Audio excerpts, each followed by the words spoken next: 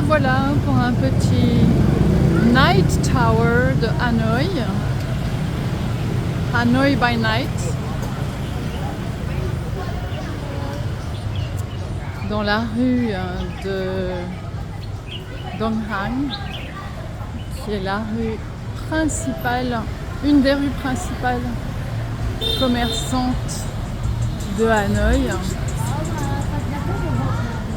Non, Hang Bong, je m'y retrouve pas, ça va venir, ça va venir. Je promets que ça va aller de mieux en mieux. Voilà, petit salon de massage.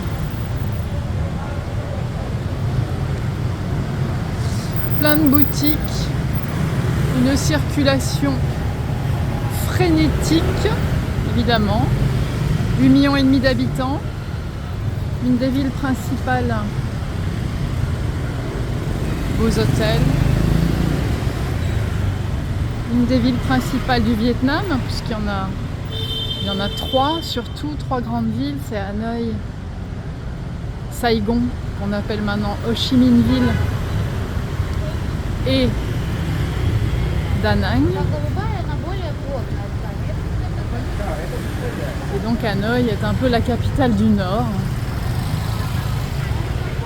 Elle n'est pas loin de la Chine, donc il y a beaucoup de Chinois, beaucoup d'Indiens aussi.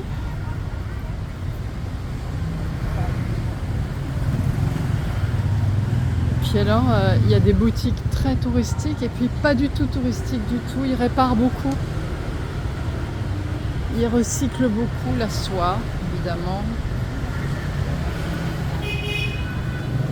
Beaucoup de massages. Massage des pieds.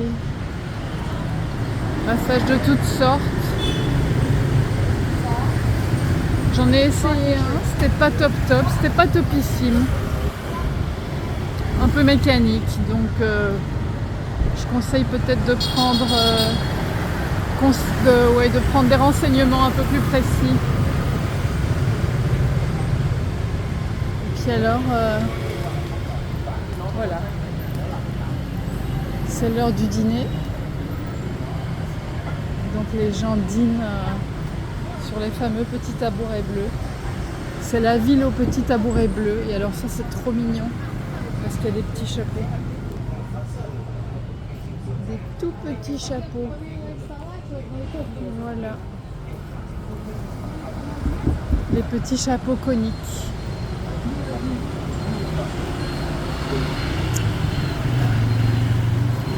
Ouais, c'est la ville aux petits tabourets bleus. Des petits tabourets bleus partout.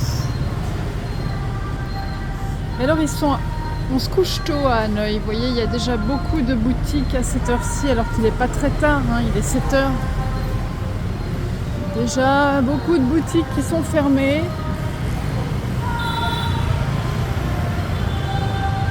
Petite merveille.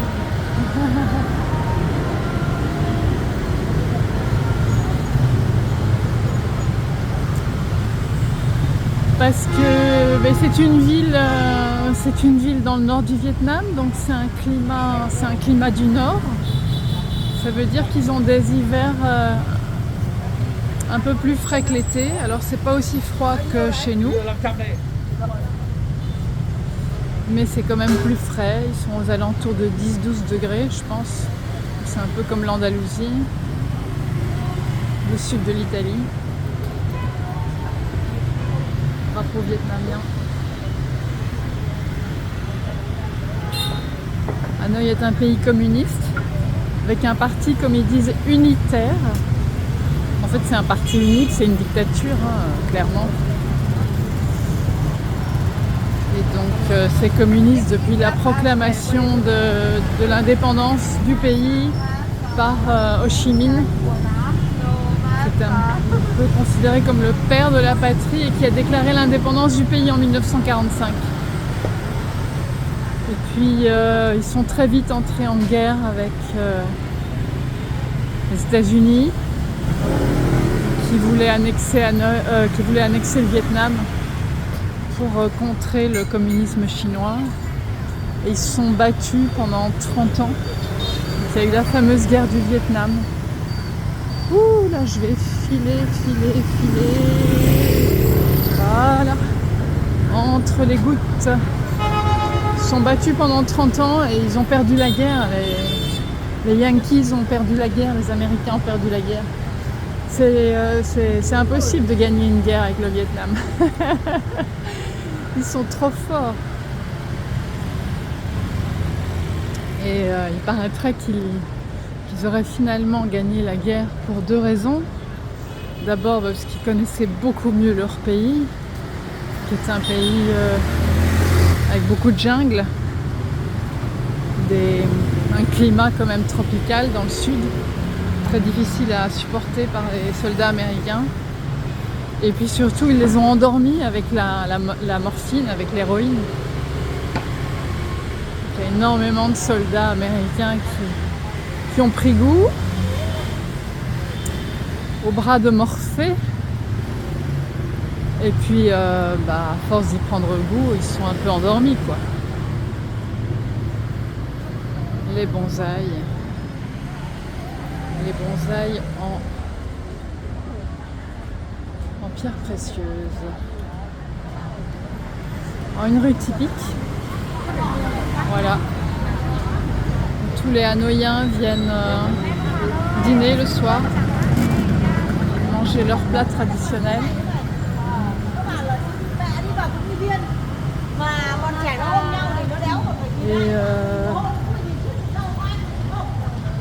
Ouais, donc ils sont partis en guerre, enfin les États-Unis sont partis en guerre pour essayer d'annexer ce pays.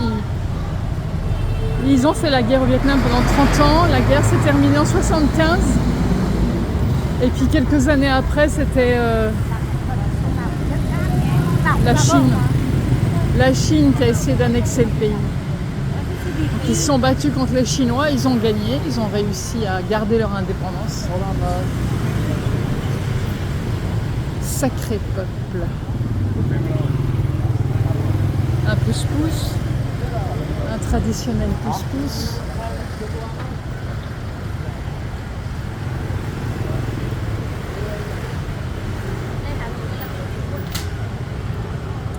Les robes. Vous voyez, c'est bien communiste. Hein.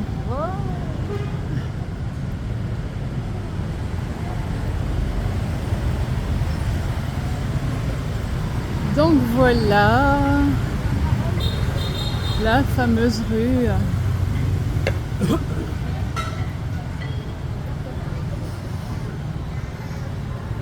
Alors ils travaillent énormément, ils travaillent tout le temps. Là vous voyez, ce sont les petites découpes de papier, le travail du papier, très beau. Ils sont tout le temps occupés. Mais ils s'arrêtent le soir. Ils s'arrêtent le soir. C'est pas du tout une ville de nuit, c'est pas une vie de nuit, c'est pas comme au Maghreb où la vie commence souvent le soir en fait, parce qu'il fait tellement chaud la journée, mais dans le Maghreb ils ont l'habitude des grosses chaleurs toute l'année. Il n'y a qu'en décembre et en janvier qui fait un petit peu plus frais, mais sinon tout le reste de l'année c'est les grosses chaleurs. Donc au Maghreb c'est un mode de vie de nuit quoi, nocturne, beaucoup. Ici non. Ici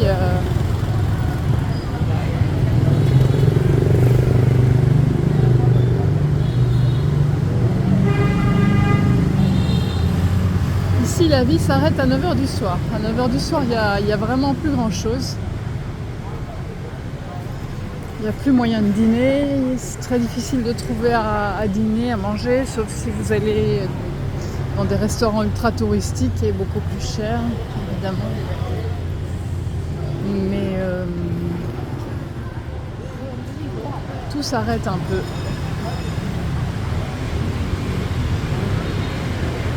Il n'y a pas de quartier chaud, comme il y a à Bangkok, Amsterdam, même Paris, hein, Bruxelles. La prostitution, je pense, y est complètement proscrite. Et je vois pas du tout de trafic de choses illicites, ce qui est extrêmement rassurant. Et comme je l'expliquais dans une de mes précédentes vidéos, il y a un niveau de sécurité qui est vraiment impressionnant. Parce que moi je me balade ici à toute heure du jour et de la nuit. Regardez comme c'est joli, tous ces pompons, ces mappemondes. Alors vous voyez que la circulation elle est frénétique. C'est une circulation de motocyclettes, motos, essentiellement. Ils roulent doucement, mais alors ils klaxonnent tout le temps. Voilà, là on va arriver près du lac, un des lacs principaux de Hanoï, où se trouve un centre névralgique de tourisme. Et on va y passer très vite. On va aller chercher le temple du pont avec le pont rouge. C'est un pont qui traverse le lac et qui rejoint une petite île avec un temple. Regardez tous les fruits.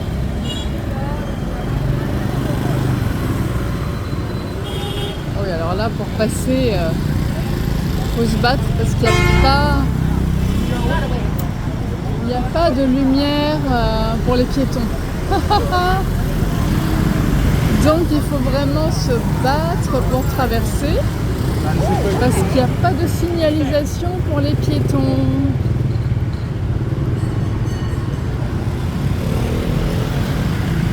Voilà, là on arrive tout doucement à la place principale touristique. Oh, regardez, ils mangent tous ensemble comme ça. Ah, même le sol. C'est trop cool.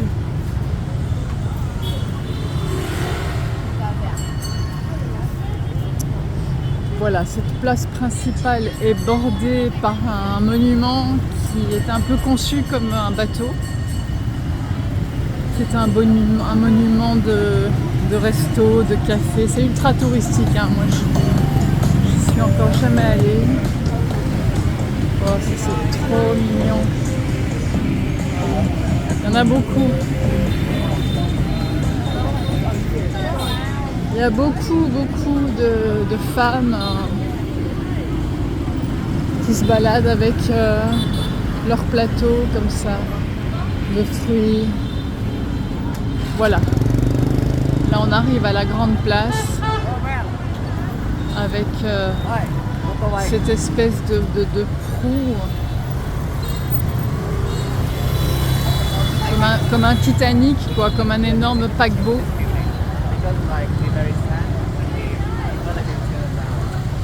Avec tous les marchands de ballons, c'est trop beau. Et voilà le lac.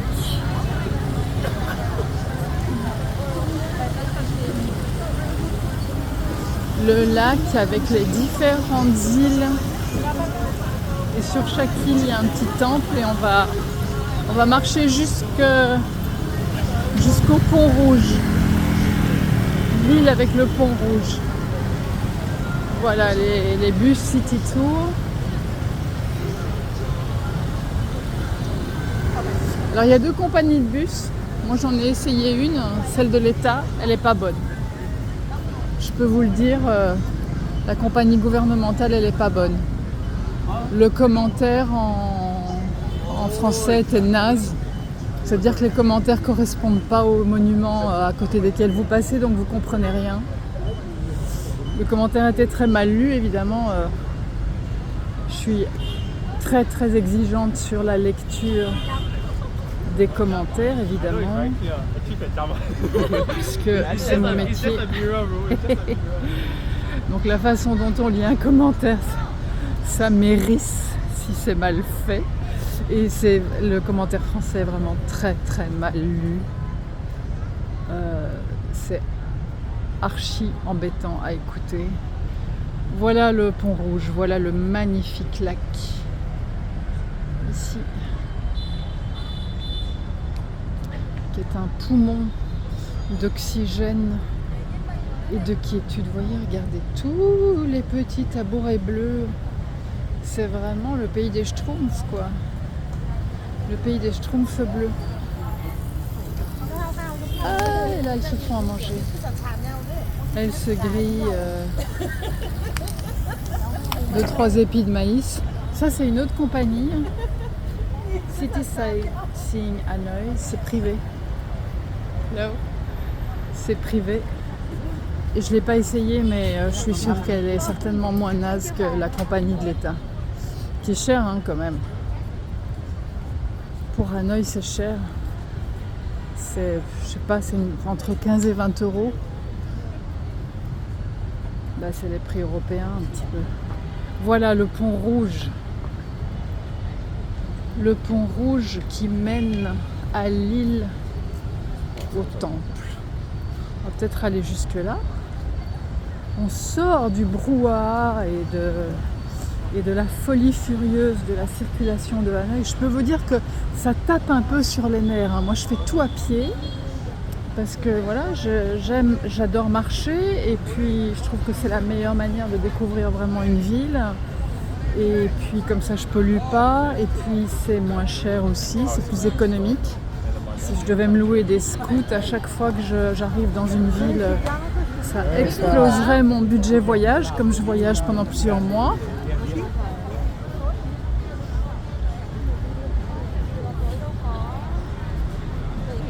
Voilà le fameux pont rouge. Ah, c'est magique, hein. C'est féerique. Les lacs, c'est féerique. Il y a cette paix, cette quiétude, ça n'a rien à voir avec la mer. Et donc, hier, j'ai énormément marché. Et mais les bruits des klaxons résonnaient encore dans ma tête une partie de la nuit. C'était waouh, c'était intense. J'ai vraiment dû méditer, me concentrer, me poser longuement pour que le brouhaha s'arrête dans ma tête.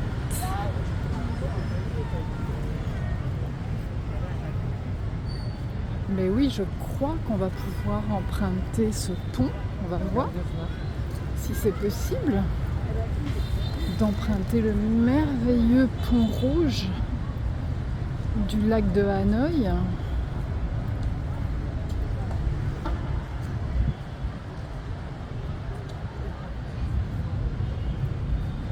Non, ça a l'air fermé.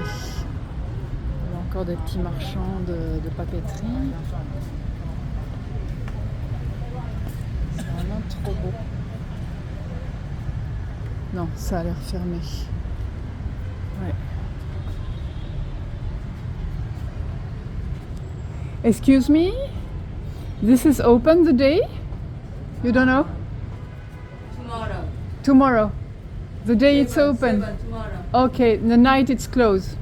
Oh, ok. Oui, c'est fermé la nuit, c'est ouvert la journée, voilà. Comme vous venez d'entendre. Voilà. Les forêts de bambou. Oh, ça j'adore. C'est magique. Le bambou, ce végétal magique.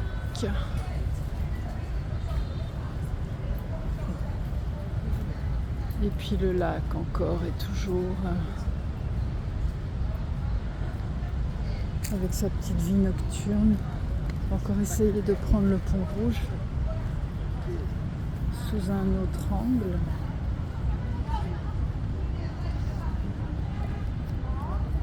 Ben voilà, tout le monde qui veut filmer. Voilà. Avec sa pagode.